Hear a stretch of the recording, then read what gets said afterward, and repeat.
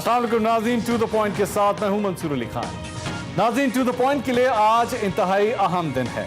आज to the point की कामयाबी के 2 साल मुकम्मल हो चुके हैं।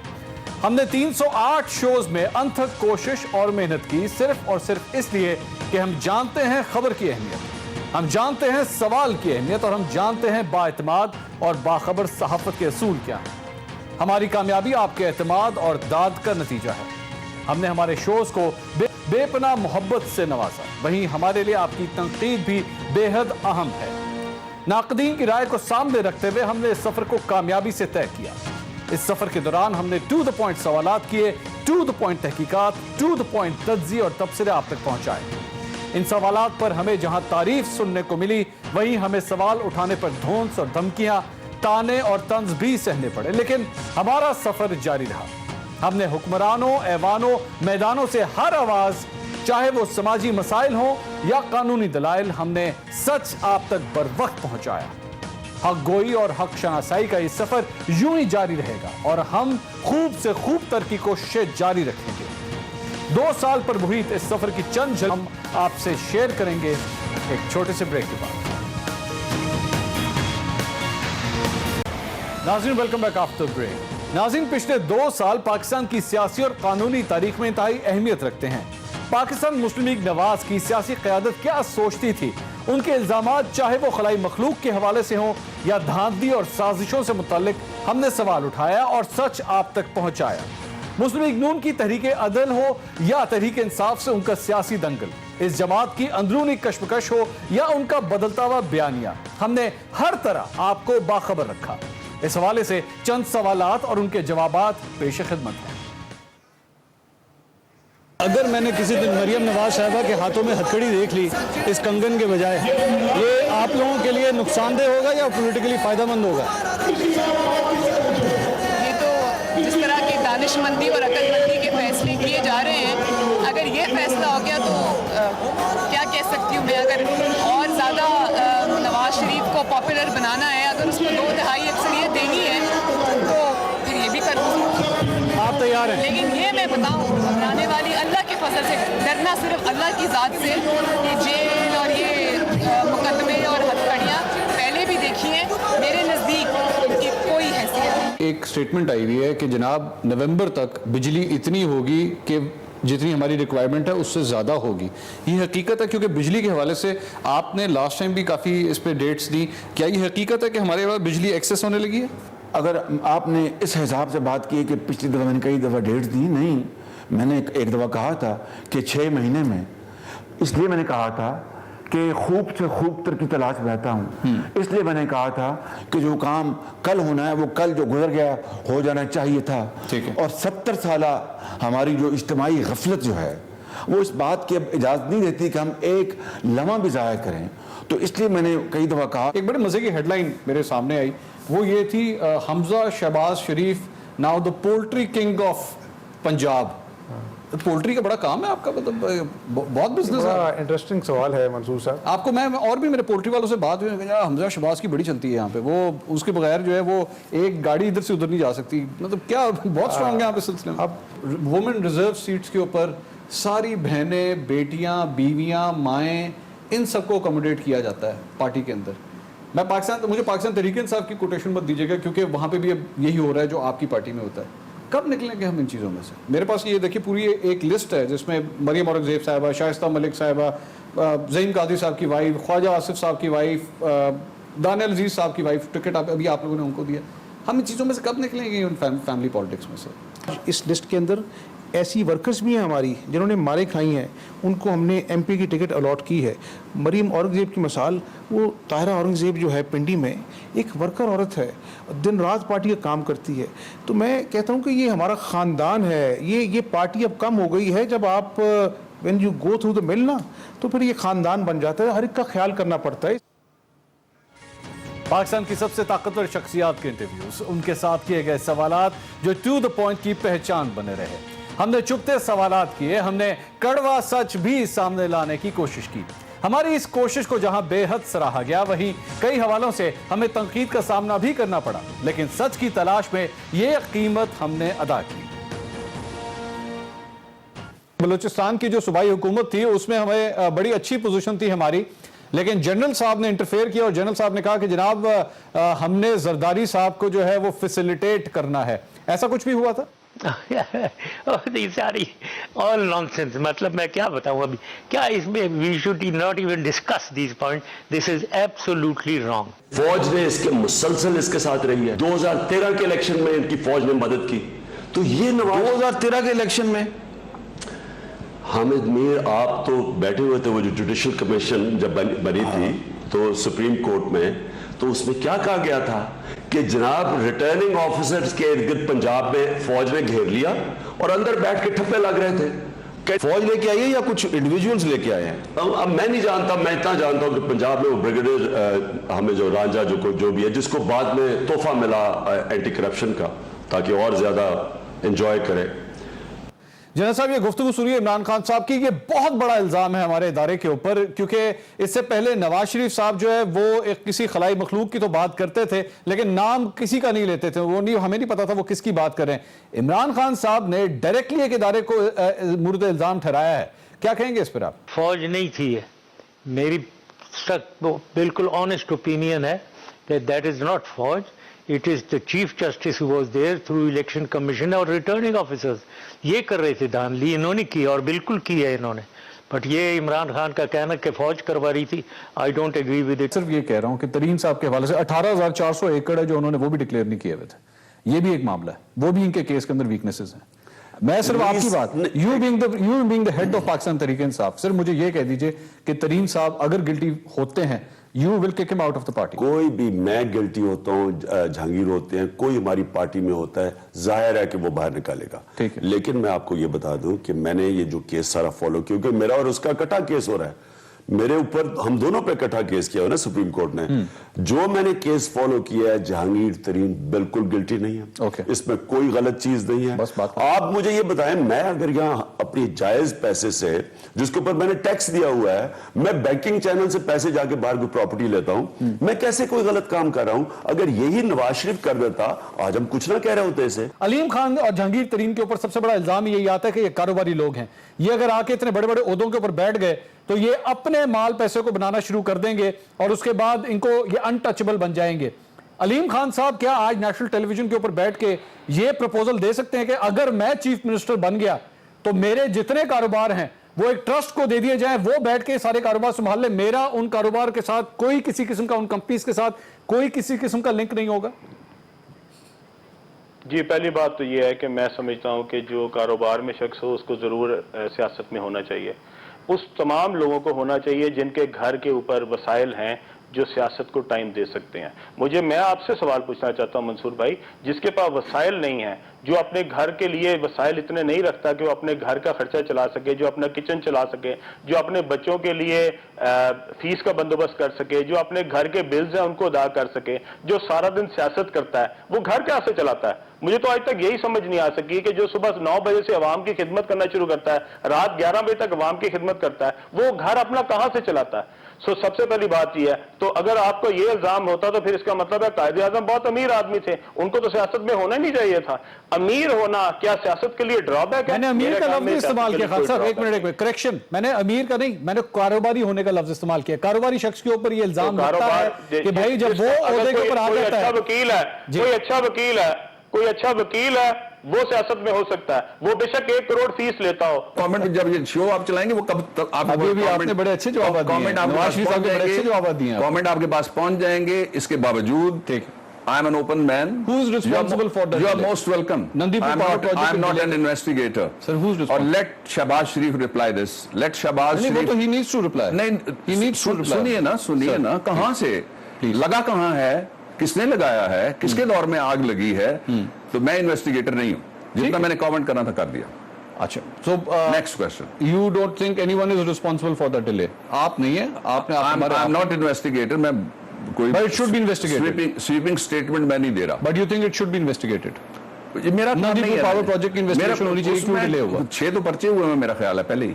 ठीक है, कोई आग लगने का 1 अरब से ज्यादा का नुकसान है, उसको कोई ना कोई तो कौम को जवाबदेह होना चाहिए। कोई वहां पे रिकॉर्ड जाया करने का पर्चा सारे होना चाहिए ना, क्यों नहीं होना चाहिए जो भी है। और बाबर अवान साहब पूरी तरह कॉपरेट करेंगे उसके अंदर? मैं इधर ही हूँ, मैं भागा हूँ, मैं जद्दा जा रहा हूँ, मैं ईद पे लंदन जा रहा हूँ। बहरहाल इस हवाले से यह हकीकत है कि बाबर अवान साहब अब काबीना का हिस्सा नहीं है। उन्हें इसी नंदीपुर पावर प्रोजेक्ट की तहकीकात के सिलसिले में अपने ओहदे से इस्तीफा देना पड़ा, लेकिन हमें उम्मीद है कि उन्हें इंसाफ मिले और पाकिस्तानी कौम को भी इस सिलसिले में इंसाफ मिले। हमारी कोशिशें इस सिलसिले में जरूर जारी रहेंगी। नाज़रीन, पाकिस्तान में बच्चों से ज्यादती के केसेस भी सामने आए। यूं तो समाजी मसाइल की एक लंबी लिस्ट मौजूद है, लेकिन यह मसला जब भी सामने आया, जहां भी सामने आया, हमने सबसे पहले आप तक हकीकी सूरत हाल को पेश किया।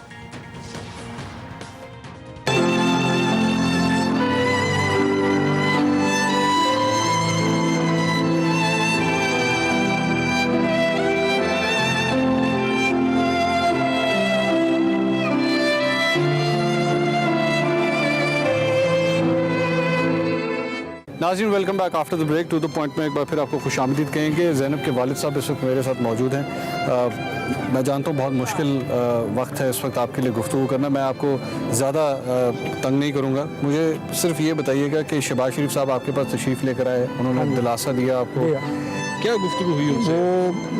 वो आए, उन्होंने हमें ये यकीन नहीं कराई कि आपके साथ इंसाफ होगा।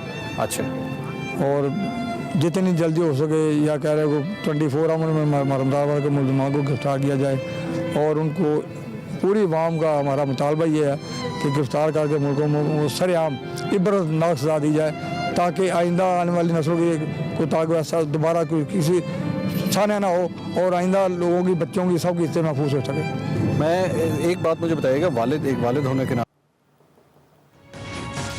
ज़ैनब कत्ल केस हमारे निज़ाम अदल के लिए एक बड़ा चैलेंज बनकर उभरा। हमने इस सिलसिले में अपनी काविश की और हक़ाइक़ आप तक पहुंचाए।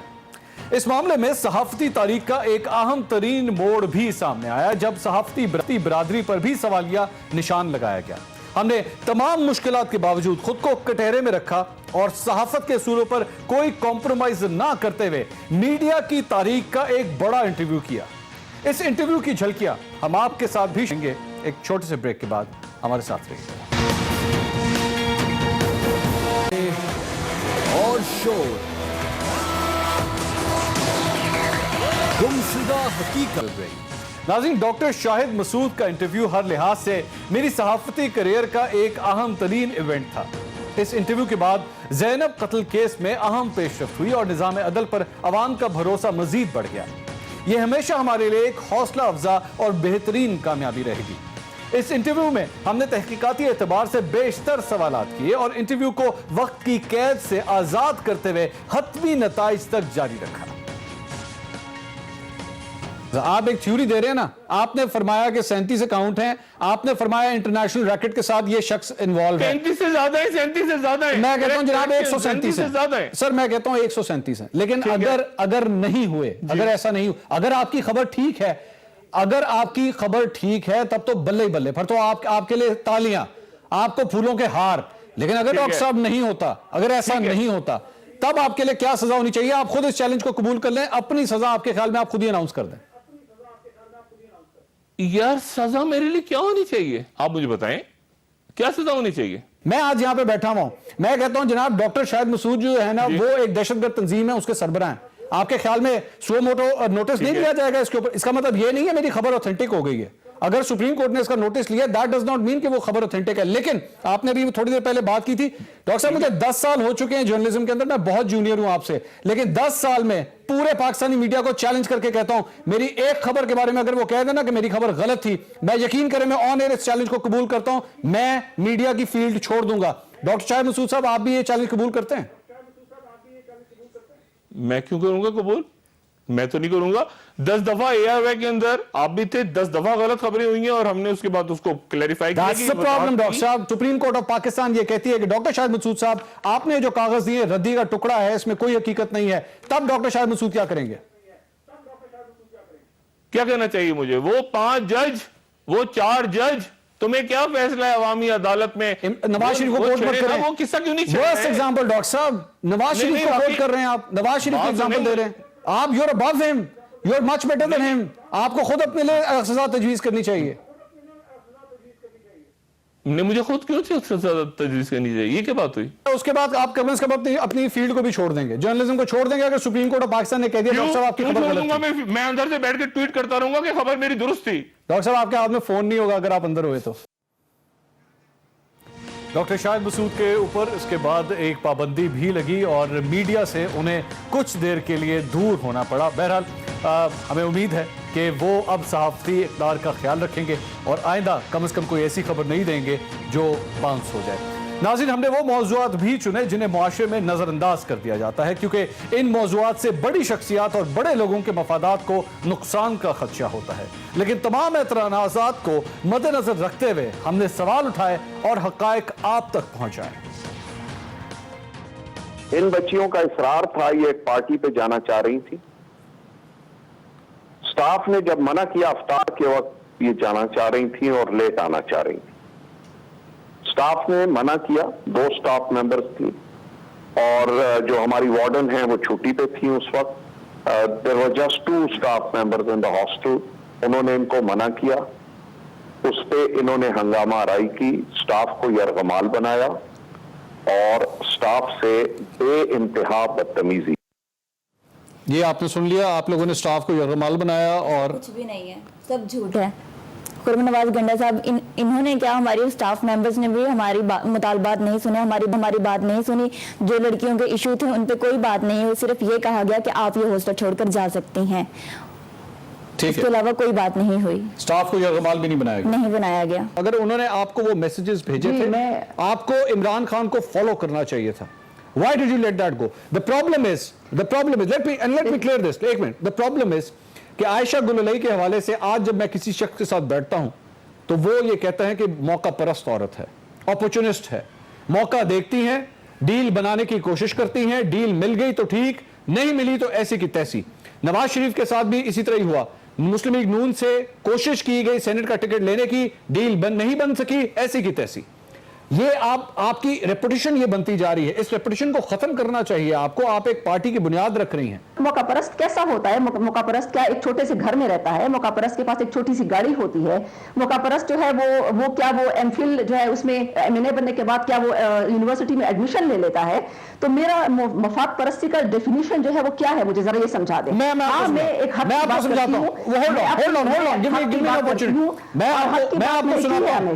आपको समझाता हूं। मैं आपको सुनाता हूं मौका परस्त क्या होता है। आपने फरमाया ना मौका परस्त इस तरह होता है। अभी रिसेंटली इमरान खान साहब की शादी की खबर आई, आपने उस पर क्या बयान दिया, सुनिएगा, फिर मैं आपसे सवाल करता हूं। सुनिए।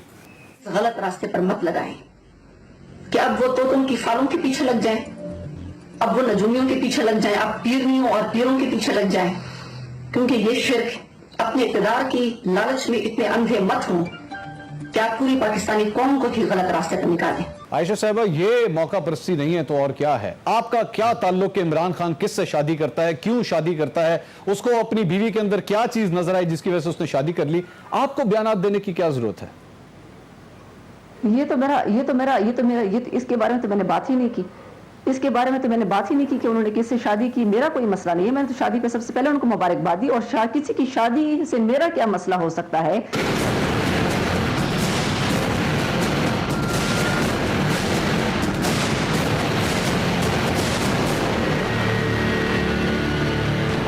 खान साहब के हवाले से जो नए नए इल्जाम आए हैं ना, रेहाम खान ने अपनी किताब में कुछ लिखा है, उससे क्या फर्क पड़ा लोगों को? खान साहब के इमेज के हवाले से क्या फर्क पड़ा? वो जो मैंने देखा था मीडिया में ये बता रहे थे कि वो ये होगा कि रेहाम खान ना बुक उस टाइम लॉन्च करेगी जब वो बिल्कुल इलेक्शन करीब होंगे। हाँ, उस टाइम लॉन्च करेगी वो बुक। हाँ। उसके बाद ये कि उससे ये कि पीटीआई के वोटर तो खराब होंगे, लाजमी होंगे, बिल्कुल होंगे लाजमी खराब। नहीं फर्क पड़ेगा? फर्क तो पड़ेगा, जारी बात। आप ना कर रही थी। मुझे तो नहीं लगता कि फर्क तो नहीं पड़ेगा। नहीं पड़ेगा? नहीं पड़ेगा। क्यों जी? फर्क पड़ेगा क्योंकि देखिए पीटीआई के सपोर्टर। हाँ, पीटीआई के सपोर्टर। आप इसलिए कह रही हैं? हाँ, नहीं पड़ेगा। मेरे तो अपने इलाके का, मैं तो उसी को ही वोट दूंगी ना। कहाँ के, कौन से इलाके? मियां वाली के इलाके। अच्छा, मियां वाली। इस देखे ना। नहीं, उनकी बात ठीक है, पीटीआई के सपोर्टर तो मैं भी हूँ, मैं ये नहीं कहता मैं सपोर्टर नहीं हूँ, क्योंकि हम लोग भी सारे पीटीआई के वोट है। आप पे फर्क पड़ा? नहीं, फर्क तो इस तरह देखिए हम पे तो नहीं पड़ेगा, लेकिन वैसे बता रहा हूँ ओवरऑल फर्क तो पड़ेगा लाजमी। देखिए बुक में उसने ऐसे मजे की बात बताऊँ कि मैंने अब तक जितने सर्विस किए हैं ना, मेरा ख्याल में आप पहले आदमी जो ये कह रहे हैं कि फर्क पड़ेगा। और उसके बाद हम जानते हैं कि पाकिस्तान में इलेक्शंस हुए और इलेक्शन के रिजल्ट ये बताते हैं कि कोई फर्क नहीं पड़ा। नाज़रीन, पाकिस्तान में सियासत हमेशा से हत्फ तंकीद रही। सियासी शख्सियात ने जब भी अपने सियासी फैसले किए और सियासी जमातों को तब्दील किया, हमेशा उसे बड़ी खबर समझा गया। हमने सियासी शख्सियात से अवामी सवाल पूछे ताकि हकायक मंजर-ए-आम पर आ सकें। सियासत और अदालत में जब भी आमना सामना हो, सवाल उठाना एक जुर्रतमंदाना फेल करार पाया। हमने सवाल उठाने की जुर्रत की, हकायक पर से पर्दा उठाने की हमेशा कोशिश की। पीटीआई के लिए जरूरी, पीटीआई के लिए जरूरी। इन्होंने मुझे डिस्क्वालीफाई किया, इन्होंने मुझे इतना जलील किया कि मेरा अल्लाह मेरे साथ ना होता तो मैं शायद किसी मेंटल हॉस्पिटल में बीमार पड़ी होती। मैं 2013 में जब हमारी पार्टी के अंदर डिस्टर्बेंसेस शुरू हो गए थे, मैं जब से कह रही हूँ, मैं कभी खुल के पब्लिक में नहीं आई थी इन दी इंटरेस्ट एंड होप कि शायद इंशाल्लाह पार्टी के अंदर वो रिफॉर्म ज़रूर होंगे जिनकी पार्टी को बहुत ज़रूरत है। इमरान खान ने हमेशा अश्योर किया, पूरी कौम को, हम लोगों को हमेशा उन्होंने कहा कि पाकिस्तान तहरीक इंसाफ को हम एक इंस्टीट्यूशन बनाएंगे, मगर वो हुआ नहीं unfortunately. And with the passage of time जैसे जैसे लोग और भी आते रहे, कॉम्प्रोमाइज होते रहे, हर किस्म का कॉम्प्रोमाइज शुरू हो गया, मेरिट जो है उसके ऊपर क्वेश्चन मार्क्स आने लगे। 2013 के जब हम इलेक्शन में गए तो बेशक पार्टी जो कि सिर्फ एक इमरान खान के पास सीट हुआ करती थी, माशाल्लाह 32 सीटें पार्टी ने जीती। हिसाब लेने वालों, हम तुम्हारा यौम हिसाब बना देंगे।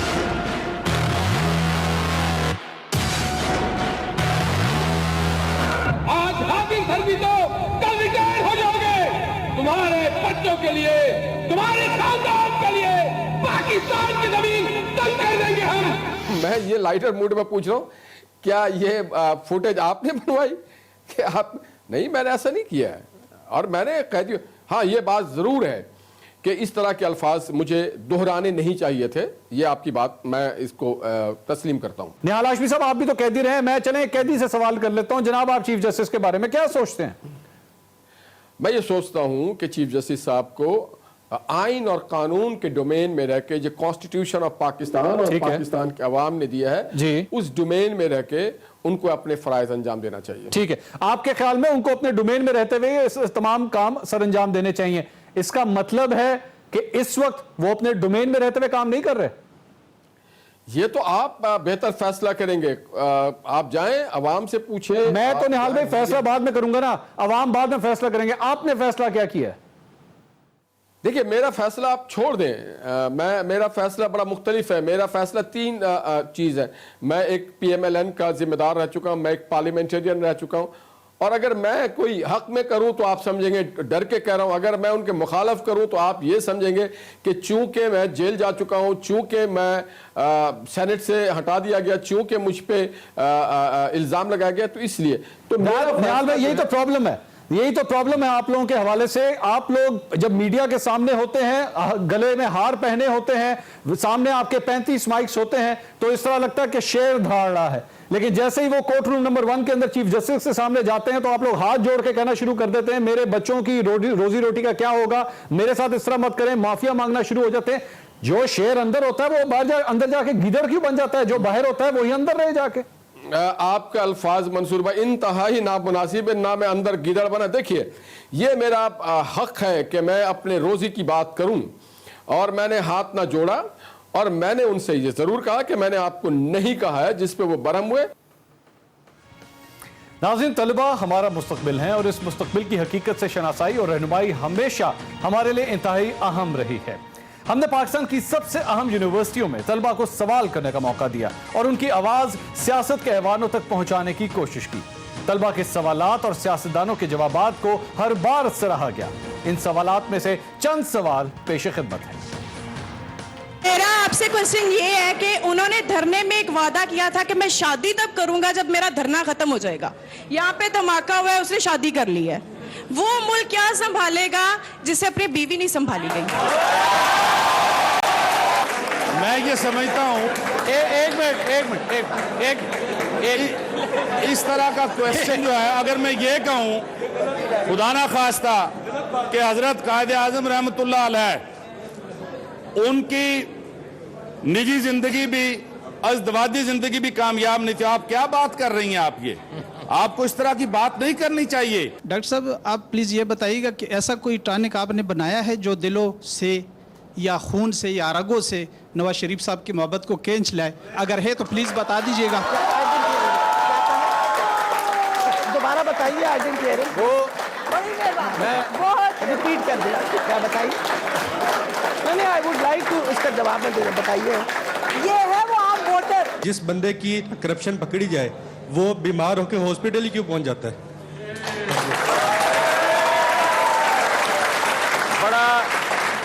बड़ा अच्छा सवाल किया आपने। तो मुझे शायद कहने में आसानी हो गई है कि सिविलियन जो हैं, जो पॉलिटिशियन जो हैं, वो तो एहतसाब अदालतों में, दूसरी अदालतों में पेश होते हैं, JIT में पेश होते हैं, मगर एक अदारे का जो चीफ है, जो साबका चीफ है, वो कमर दर्द का बहाना लगा के अगर बाहर चला जाता है तो उसको लाने वाला कोई नहीं है। और नाज़रीन, इसके साथ साथ हालिया इंतखाबात में सियासी जमातों की हकीकी पोजीशन क्या थी, हमने आपको लम्हा ब लम्हा आगाह किया। अहम तरीन शहरों के अहम तरीन हलकों से अवामी राय आप तक पहुंचाई। इस बारे में बात करेंगे एक छोटे से ब्रेक के बाद।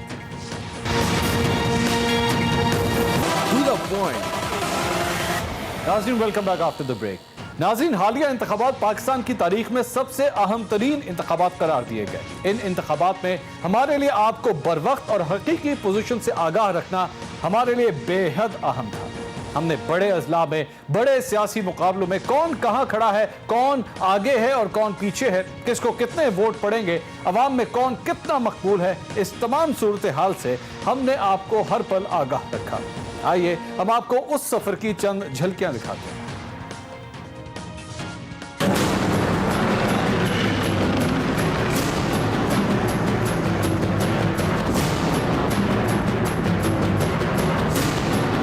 करीब आ रहे हैं और मुख्तलिफ शहरों के अंदर पॉलिटिकल टेम्परेचर कैसा है, सियासी तौर पर कितना गर्मा गर्म मौसम अब तैयार हो रहा है, यही जानने के लिए हमारी टीम पहुंची है फैसलाबाद। लोग नजरिए को वोट देते, तब्दीली को वोट इमरान खान को देते, इमरान खान को वोट देते। अगर देखा जाए सारे ही चोर, पीटीआई भी सारे चोर। ਇਹਦਾ ਜਵਾਬ ਤੇ ਬੰਦਾ सर देखो गल पता की ਉਹਨਾਂ ਆਪਣਾ ਰਾਏ, ਸਾਡਾ ਆਪਣਾ ਰਾਏ, ਉਹੀ ਡਾਕੂ, ਉਹੀ ਚੋਰ ਦੁਬਾਰਾ। ਇਹ मीडिया ਨੂੰ ਛਾਣਨਾ ਚਾਹੀਦਾ ਹੈ ਚੀਜ਼ ਦੇ ਬਾਰੇ। ਇਸ ਵੇਲੇ मौका दे रहे, खुल के बोलो। पार्टी कारकुन किधर है वो नजरियात इमरान खान के, किधर है वो इमरान खान जो आपके मुकाबले में फरूख हबीब साहब को टिकट दिया, नौजवान आदमी, नया ब्लड। मैं बूढ़ा तो नहीं, मैं भी नौजवान। आबिद शेर अली की जो हिस्ट्री है कि एक इनका 2.5 मरले का इनका मकान था, वो 5 कनाल का हो गया, बड़ी बड़ी फैक्ट्रियां लग गई, हाउसिंग सोसाइटियां बन गई, कब्रिस्तानों की जमीनें इन्होंने बेच दी, पकड़ के फुटपाथ इन लोगों ने बेच दिए, नाले इन लोगों ने बेच दिए और कब्जा माफिया है। और जो इन्होंने फेस्को के अंदर करप्शन की है वो कौम के सामने। बड़ा मुकाबला सियालकोट के अंदर होगा, यहाँ पर ख्वाजा आसिफ साहब और इसके साथ साथ उस्मान डार साहब के दरमियान। का मतलब है कि वो कह रहे हैं कि 2013 में शऊर नहीं दिया था उन्होंने। अब नया शऊर जो है, जो हमारी तरफ से लोग उन्होंने लोटे लिए हैं और लोटों ने कोई बैतुल खलाई शऊर दे दिया उनको। इस वक्त तो मैं ये कह सकता हूँ कि जनून का जो मुकाबला है वो जून के महीने के साथ है। ये मेरे जो टाइगर्स मेरे साथ हैं, ये जून की गर्मी में आप देख सकते हैं कितनी गर्मी है। आज ये बाहर निकले हैं, नून को अभी पता नहीं घर सोई हुई है, वहाँ नजर ही नहीं आ रही। टू द पॉइंट की टीम पहुंची है दारुल हुकूमत इस्लामाबाद, और इस्लामाबाद में बड़े बड़े मुकाबले कौन से होने जा रहे हैं, बड़े बड़े सियासतदान कौन से हैं, बड़े बड़े नाम कौन से हैं। 2013 के बाद तो PTI ने तो दे दिया था धरना। अब जिस तरह आप गुफ्तगू कर रहे हैं, अगर आपकी पार्टी हार गई तो आप लोग भी धरनों के साथ। इसका हारने जीतने से ताल्लुक नहीं है, वो आपको खुद ही नजर आ जाएगा। जिस तरह इलेक्शन जा रहे हैं तो जीतने वाला भी हार जाएगा। क्या ये सिर्फ और सिर्फ कंट्रोवर्सी जनरेट करने के लिए है, ज्यादा कैमरे लेंस के लिए कि मेरे ऊपर ज्यादा से ज्यादा कैमरे, क्योंकि आपका विनिंग चांस कहीं नजर नहीं आता। जिस तरीके से PTI ने या बाकी पार्टियों ने कोशिश की प्रोजेक्ट करने की, वैसे मैं हूँ नहीं और उनको पता है, और मैं बड़ी खतरनाक होने जा रही हूँ इन सब पॉलिटिकल पार्टीज के लिए। तब्दीली किधर से आती है, मैं लंबी चौड़ी तफसील के अंदर नहीं जाता। सिर्फ तहरीक इंसाफ में और पीपल्स पार्टी में क्या फ़र्क है। एक तरफ इमरान खान है दूसरी तरफ आसिफ अली जरदारी है, तीसरी बात मुझे कहने की जरूरत नहीं है। खान साहब ईमानदार है, उसके बाद खान साहब ईमानदार है, खान साहब ईमानदार है, खान साहब बहुत अच्छा इंसान है, अल्लाह को जितवावे इंशाल्लाह, जिते से इंशाल्लाह। वो तो भाई है, नौदार है, ईमानदार है ना, हाँ ईमानदार है, ये मानेंगे आप? नवाज शरीफ ईमानदार है। लाहौरी शेरों का और पंजाब के शेरों का गुस्सा जो है वो एंगर आसमान से छूट को टच कर रहा है। Sky is the limit. अब देखिए ये करते क्या 25 जुलाई को। मेरे वालिद ने ज़ियाउल हक की जेल काटी और फिर मैंने उनकी सुन्नत पूरी की और मैं 10 बरस मुशर्रफ से लड़ा, तो मैं अपनी जगह पे खड़ा हूँ। 350 अरब लाहौर पे खर्च होता है, किधर ले आता है? जब से ये पंजाब आया है कुर्सियां खाली होती हैं, तो इसका दिमाग खाली है, दिमाग खाली है इसका। ये बताइएगा 14 सीटें लाहौर की, आपका एक्सपीरियंस क्या कहता है? रियलिस्टिकली बताइएगा, मुझे वो पॉलिटिकल नारा 50-50 दैट्स रियलिस्टिक। और नाज़रीन, जहां हम दूसरों से सवाल करते हैं वहीं हम खुद को भी हमेशा सवाल के कटोरे में जरूर खड़ा करते हैं, जहां हमें हर तरह की राय सुनने को मिलती है और ये हमारे लिए हमेशा रहनुमाई साबित होती है। मीडिया के बड़े बड़े नाम, बड़े सहाफ़ी और तज्ज़ियाकारों से एंकर पर्सन तक तमाम की आरा हमारे लिए आगे बढ़ने और बेहतर से बेहतरीन की तलाश में मुआवन साबित होती है।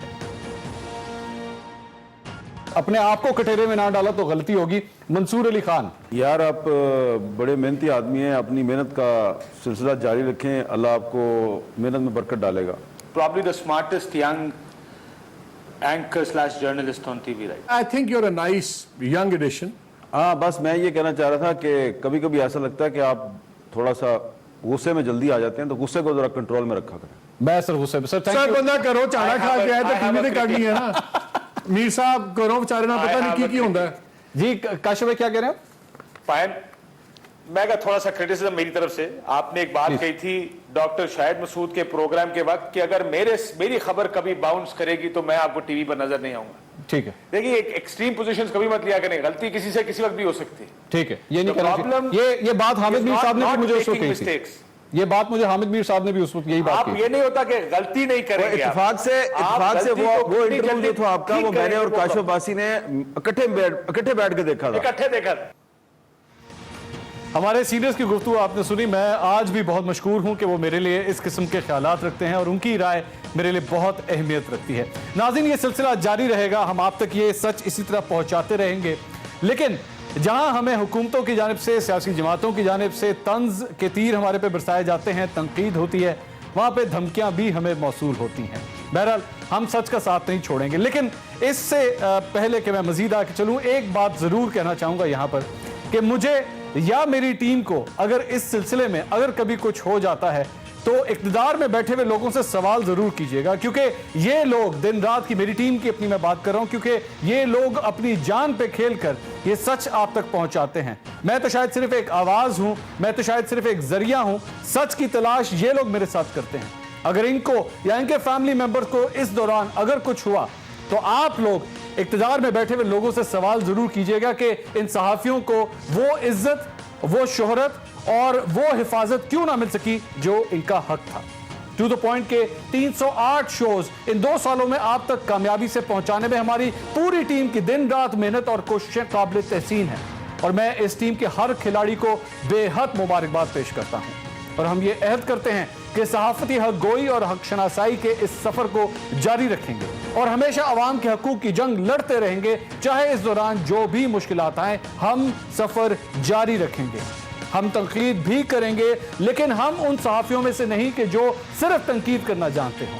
हम आपके हर उस इक़दाम जो अवामी फलाह बहबूद से मुतल्लिक हो उसे सराहेंगे और तारीफ भी करते रहेंगे।